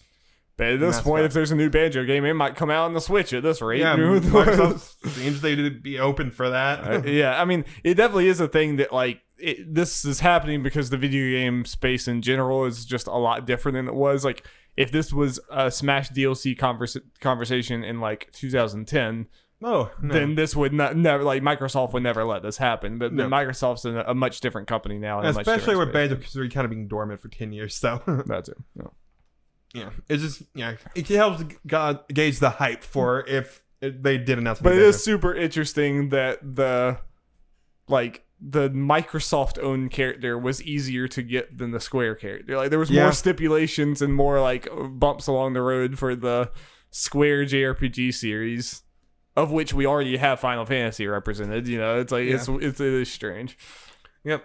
This is Sakurai's personal opinion, but he doesn't really care for console wars. No matter what kind of console comes out, if they are enjoyable games, Sakurai will always respect that. So, Darby, what that means is Kratos for Smash. Kratos, that is what that means. Lock it in. You heard it here. Yeah. Confirmed. Yep. Confirmed. Yep. All right. Well, that's Kratos for smashing. Yeah. Okay. Yep. That's all the characters. Okay. So I got a little list of characters that could have a chance. Some of them have more likely than others. This is the way I pretty much did this list. I pretty much just did all third parties because I think at this point we got three third parties in a row. That's probably what the last two are going to be. That's what me and you were just going to assume right now that it's going to all be third and parties. I'm going to assume that companies that already got a DLC character, so Microsoft, Sega/Atlas, and Square Enix aren't getting another one. Yeah. That could be could be wrong, but could be wrong on my part, but I'm just going to assume that's for the sake of this discussion. sake of discussion. So, do you want to go through these one by one? Yeah, okay. We go front by one. And if there's anyone that you want to talk about not on the list, feel free. I don't really have anything. I just kind of generally want to talk about. The honestly, DLC with the kind of the criteria I just kind of set for what characters I think are kind of likely, made the list a whole lot smaller. Yeah, and I think it's fair, at least for this discussion. First character or potential characters that I think is probably one of the more likely bets are a Resident Evil character. Yeah. And the way I think this could work is we get Chris, Jill, Leon, and Claire as one character, kind of like Dragon Quest Hero, where they each get their main skin and then an alt, and that's just one character. I think that would be like best case scenario. Everyone's happy. I mean, just like Dragon Quest, like everyone's happy now because of that, and I think that's very doable. Like I don't think their movesets wouldn't I think they could all share a moveset and it would make sense. Especially since we're not Resident Evil buffs, but you can probably point to some things that, I don't know, Chris punches the boulder at some point, I think, and breaks it. They're just going to take Nathan Drake's moveset and just copy it from PlayStation All-Stars and move that and copy it. But I think, like, Sakura wrote a lot of things. If this was to happen, they'd probably go with the classic designs for this, so more focused on, like, 1 and 2 and stuff, probably. Use that kind of stuff, and so I think that would fit as far as them having the same move set. Yeah. And as far as them being different builds, have Claire and Jill obviously being female body against the male body. We fit trainer to do that. Yeah. And I think that's there's a precedent. It's happened before. Like, their body size and shape are very different. Similar. Like you would think Jill's and Chris wouldn't match, but people took like Resident Evil 1 Chris and put it to Jill's model, and it's pretty much about the same as We Fit Trainers, male and female thing. So I think that is possible. I feel like Resident Evil is one of, if not the biggest, like third-party Japanese franchise that's not represented in this game yet. Yeah, like it just slots right in when you just think about Dragon Quest, Final Fantasy, Persona, all these like big Japanese properties, and then Resident Evil just kind of goes. Resident Evil represents a genre that's not in Smash horror. Yeah. Absolutely. Yeah, absolutely. Yeah. And kind of just shooters and stuff. And it's one of those single-handedly, like, it's one of those, like, the West is insanely happy and Japan's super happy. Yeah. Like, everyone's happy. And one of the things that I felt like maybe potentially hurt the Resident Evil the most was the fact that the characters, they'd have to use guns, and we've already seen at least Joker already. That's what I was getting at. People would point, because Snake doesn't have guns really, and obviously Metal Gear as a series is filled with guns, but Snake doesn't use them because I feel like they, ratings at the time, Bayonetta had guns. People point to that, but she has magic guns pretty much. They're more like cartoony.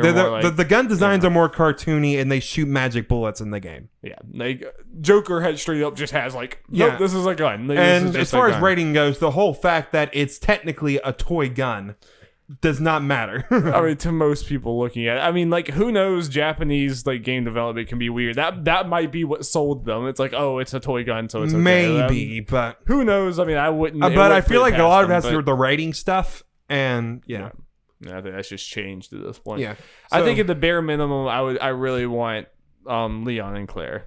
Yeah. Like swap or whatever, and if they are able to put Chris in the other ones, that would be cool. But I think, and honestly, like I think at the end of all this, I'm gonna like make you decide what are your two predictions or whatever. And one of my predictions is absolutely this. Like I think this is happening. I think I kind of thought about that. I think I already have probably a two kind of likely one. Yeah, one I'm kind of more split on, but we'll get to that. We got a couple more Capcom characters. I feel like a Capcom character is likely just because they seem to be pretty open with letting Smash use stuff, and they just have more than any other third party, honestly. At least especially the Japanese ones. And even items and other like assist trophies, other stuff, they have a lot more. So here's a character or franchise that's already represented in Smash, has a boss and assist trophy. I mean, the same character, but whatever. But it's not a playable character, and that is Monster Hunter. Yeah. So I think this, if it's not Resident Evil, this makes sense as a Capcom rep because it's already represented in Smash people could also go like, well, if they were wanting to use a Monster Hunter thing, why didn't they do it before? Revlos could have, in Monster Hunter, could have been decided later in development after character choices and just could have made it the cut. Yeah. I do think, like, I mean, I think it makes perfect sense, but, like, I do, just my gut feeling almost feels like the Rathalos inclusion was just kind of like, this is what we're doing for Monster Hunter because the character itself doesn't make as much sense. Which I don't think it necessarily does. Like, you're at least, if you put a Monster Hunter character in Smash, I don't feel like you're going to be able to, like, fully, like, there's going to be a lot of weapons and stuff that you're leaving out. There's just going to be a lot. Like, you could absolutely do it. You could absolutely do it. The other thing that with Bayonetta, some people complain is how little of her weapons she uses. So obviously they're not like, we got to use every single weapon. Right, yeah. So, and I think Monster Hunter makes sense because they can just call it Monster Hunter. They're calling Hero the hero. So they can do, that's easy to do. They could do half male designs, half female designs, and each costume has different armor to it. That's easy enough to do. There are a lot of different weapons they can do to make it a very versatile moveset. Looking like the Monster Hunter rep would definitely have a chance to be the coolest looking character as far as variety, because when you go through the little like changing colors things, you could do that all different armor sets, and that would be awesome. Capcom's obviously okay with them using Monster Hunter being a fighter because of their character, and Marvel's Capcom Infinite. Yeah. So and Rathalos. I mean, like, it's obviously as a playable fighter. I know, but even in Smash, like, Monster Hunter is in there. I mean, it makes perfect sense. It's just like, I do worry that Rathalos was just kind of showing us like, hey, it's in there, but it's going to be represented by a stage. Well, not even a stage, but potentially again. I'm thinking potentially Rathalos could be decided later on in development, and I think both of those are. Have a chance. Yeah, both of those are possible. I think it's a chance. I feel like Monster Hunter or Resident Evil has a decent shot. Yeah. A couple more Capcom characters I feel are less likely, but I feel like in some chances, may have a chance. Phoenix Wright, a far less popular franchise, but obviously in the cases that we have so far, popularity is not the end all be all as far as the character thing. Right. Phoenix Wright had more of a start on Nintendo, like the handhelds. It's more of a connection to it than some of these franchises, and the moveset would be really cool and funny. That would be great. Just my thought is, if he can't even make it into Marvel vs. Capcom games anymore, I just don't know if he's making it in Smash, but it would be cool. To be fair, Mega Man didn't make it in Marvel vs. Capcom 3, but made it into Smash. Wait, Mega Man was not in Marvel vs. Capcom 3. Zero was. Oh, right. That's dumb. Like, I like Zero, but that's dumb. Yeah. Then we ended up getting both in Infinite, which was a little redundant compared to the Infinite's roster is not great. Then finally, far less likely I think than any of these is Dante from the Devil May Cry series. Devil May Cry has Dante from Devil May Cry. The most interesting thing about this would be Dante versus Bayonetta. Hell yes, the showdown we've always needed. Yeah. The showdown to end all showdowns. I mean, honestly, they could have a Capcom like five character pack, and I'd be like, as long as they pick like these 4 characters like Amoretsu or something, I'd be like, cool. Let's go. Yeah. These are all great picks. But honestly, out of these 4, Dante is obviously the one I would be the most excited about because I had the most history with it, and I just think his moveset could be awesome. I can imagine based on what you're talking about, you'd be happy with any of these. Oh yeah, all of these would be cool. Phoenix Wright would just be so hilarious if we go into like the trailer and somehow it's like you recognize like, wait a minute, that's the courtroom. Oh shit. You just see them debating, like you just see like characters are talking. Wait. And then, like, Yoshi's on trial for his tax fraud. Yes. You hear objection for his tax fraud. You found it. You found the perfect trailer. Sakurai, do it. I wonder if Sakurai's even aware of that meme. Probably not. Okay, moving on. I got some Bamco characters, which is kind of weird. They work on the game, they only got 1. But if we once we read through this list, it might make sense why they only have 1. Yeah. I got a Dark Souls character / Solaire. Honestly, this might seem like a crazy out there pick, but we got Persona. No, it's not. I don't think it's out there at all. Like, I think like you kind of have to bring this up if you discuss possibilities. Like I don't think it's going to happen, but you have to bring it up. There are very few games that have been released in this last decade-ish than Dark Souls, like influential. No, absolutely. So you just hear it in games media. It's the Dark Souls of whatever. It's the Dark Souls of whatever. And just its kind of basic structure has influenced like various games, even in different genres, like the Metroidvania games. Yeah. So I feel like Dark Souls has influenced a bunch of like 2D hard games too as well. So I feel like it actually has a decent chance. The only thing is what hurts it is there is an avatar character, but they're not distinct in any way, even from the art design, because that's kind of the point of design, and that's fine. The designs overall are great, but then you just kind of have a generic knight looking thing. Yeah, it's not an obvious character to just put in there. I mean, it's obviously not as big as Resident Evil, but Dark Souls also fits as when we talk about these big series that could be represented, big Japanese series. So. This next one's just a me pick because I love it. Agumon from Digimon. It ain't I just want Pokemon versus Digimon.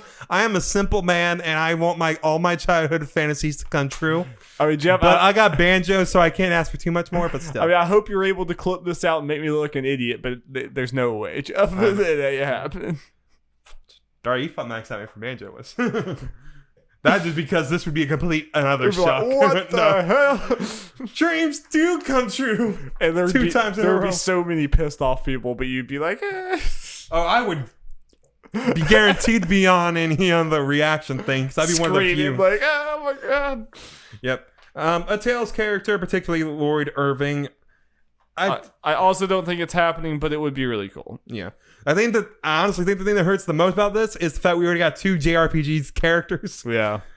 So I feel like they'll want to go at least for some variety, unless the character's huge. And Tails is sold a modest amount. That's why, like, if we didn't have this structured, like, there are 5 DLC characters in this pack, and like we're already hitting all these big guns, I don't feel like Tails fits in there. If after that pack they just kind of start dropping some smaller DLC characters after that, like in the years afterwards, then maybe we get to that point. But just like I don't see a Tails character being one of the 5. Yeah, I mean, because you can already can't you already see it in your mind right now?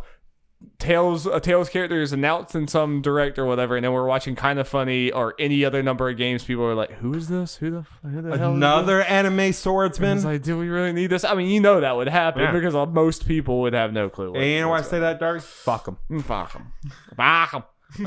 Potentially the most likely Bamco character or series, Tekken. It's technically the biggest one. Yeah, it would be very big. Could get a character. The only thing is obviously selfishly I just don't care about Tekken, so I kind of hope not, but I understand it would be a really big point against Tekken potentially is it's represented in Hiyachi, the most obvious character, is already in PlayStation All-Stars. I don't know if that matters too much, but I don't know, but who knows. Yeah, they might not want to most people don't even have forgotten about that, Jeff. Yeah, we are one of the few carrier toys. But people are weird, Darby. And I agree. And the fact is, some people could, or maybe even Soccer might think that Street Fighter kind of covers the whole regular fighting games thing. Yeah. Unless they get like they want to do a Tekken. They could go with Yoshimitsu to cover Tekken and Soul Calibur. Oh, yeah. That would be cool. Yeah. That would be cool, yeah. Yeah, so... okay, moving on. We're moving to now Western companies. The dreams, let the dreams go. Yeah. I think a character that could be pretty likely dependent is Crash Bandicoot. I always forget how much this series has sold. Crash is on the rise. I feel like it does good in Japan, enough so the box art is completely different because the Japanese have a certain nostalgia over a certain Crash art style. That's interesting. So they have to redo the box art for them to make it more cartoony looking. I want to see that now. Yeah. They did it with the Insane Trilogy and Crash Team Racing, I believe. So I think, honestly, I'm going to say this now. I feel like if you had to put a gun in my head and say pick the final 2, I would say Resident Evil and Crash. God damn it, so would I. I mean, it makes sense, right? I was hoping you would say Resident Evil and Monster Hunter so that we wouldn't be saying the same thing. Well, I wouldn't be saying 2 things from the same company. Oh, yeah, that's true. That's true. I feel like now that Banjo's there, they might be more open to Western things. I think Crash just makes sense. Activision should have no problem with it. I thought Crash was more likely than Banjo, for being honest. Yeah. No, that is fair. Yeah. But I think Crash makes a lot of sense. And if just imagine the marketing thing of Banjo being back, having Sony's PlayStation 1 platforming mascot that they couldn't even get in their own game. Yeah, as a character in Smash, that's just that prints money. And like I go back to the same thing all over and over again, but you have like Mario, Sonic, Mega Man, Pac-Man, Crash. It's like, I mean, that's just someone. I'm just thinking these like mascots, like these that have been iconic like for a long time. Oh yeah, it's just it would be a big deal. Again, I won't forget how much Crash sold. It sold like 70 million as a series. That would just those four. Just think about like having Joker, Dragon Quest, Banjo, and Crash. This like, how can you not buy this pack? I mean, like, well, add Resident Evil is the other one. And like, I'm just saying, like, even if those four, and then like especially if you add that, I think Crash would be a huge deal, and I think there's a decent chance of it happening. I guess the only like there's something to at least give lip service to about. That would be two different Western characters after having this entire game. Like that Western characters were very rarely represented in this entire game, period. And then now to have two in one DLC pack could be unlikely, but I think there might be an exception here because Crash would be a big deal. Yeah. But I think it'd be also a thing of the two Western characters are platforming mascots. You know, they're kind of more simple in design for the most part. Yeah. Though, based on what it looks like, Banjo actually has some interesting things going on, even just because it would be. They're gonna make it. Apparently, Banjo's side B might make him invincible. Like he cannot be hurt while doing his side B, but it's limited.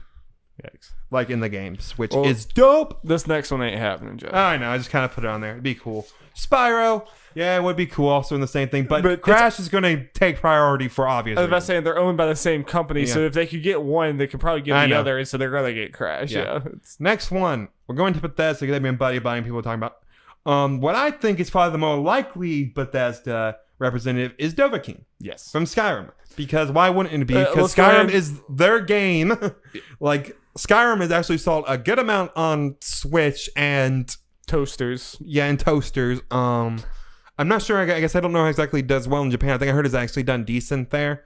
But I feel like it's probably just one of those hits everywhere. I mean, honestly, I feel like besides Crash, this is probably in my mind, I feel like it's the more likely Western rep.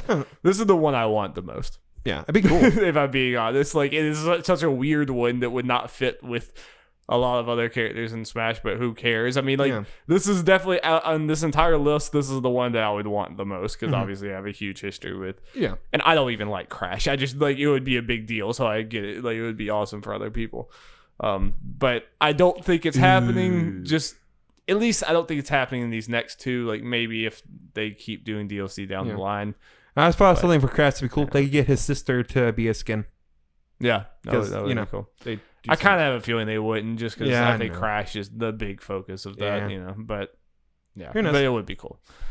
I think let's just go ahead and say neither of us think Doomslayer's happening. That's the Doomslayer is so weird as a pick. Like everyone's like, oh, it's like it has a very good chance of happening. He's like, you're saying this because it happened in one rumor that kind of like it could potentially be true. That's kind of been killed at this point. Yeah, and I'm like, why Doom out of everything? I mean, I get it's an influential game and everything, but even from Bethesda, I mean, I feel like Skyrim's the bigger deal, especially right now. I think even overall, I mean, Doom was not relevant for a very, very long time. No, I mean, again, to go through this list, I went through the top selling franchises thing, so that's where the Crash being about 70 million thing is fresh in my head. Doom, I think, has even broke like 20 million or something as a franchise. Yeah. So, not that means anything. Persona's not even a 10 million. Right. As a series. So that's not the end all be all. It does not mean everything. And it could happen, but I agree that it's one of those things. Is Doom even a thing really in Japan? It's one of those things I have no clue. I mean, it's such a old series, so maybe. I mean, it might have been. Okay, and next thing, I got Ubisoft. I put Rayman in. He's in the game. I don't think it's happening necessarily.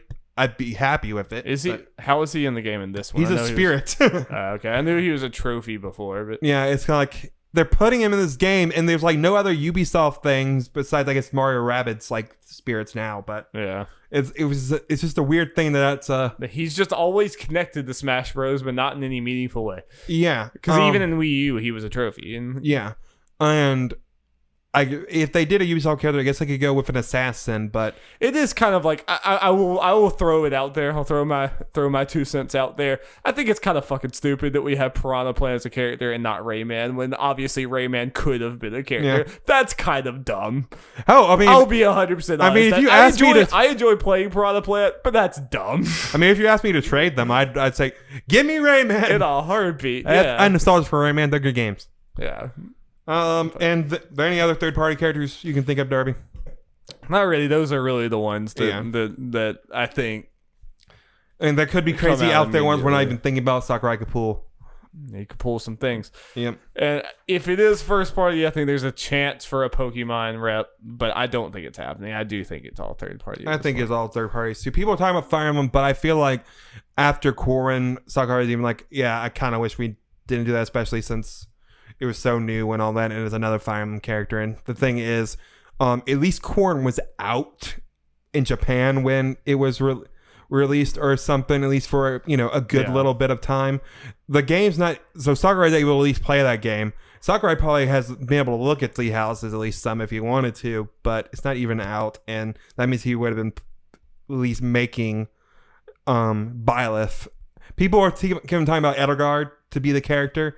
No, let's face it. Precedent means it would be Byleth. I would so much rather it be Edelgard. Oh, I mean, everyone would, but precedent shows it would be Byleth. So, out of these characters, we've both said that we are predicting Resident Evil and Crash. Yeah. What do you want out of these characters? What would be? What do I want out of these characters? What would be Jeff's? And we'll end it on that. Like I think the ones I would want would be Dovahkiin.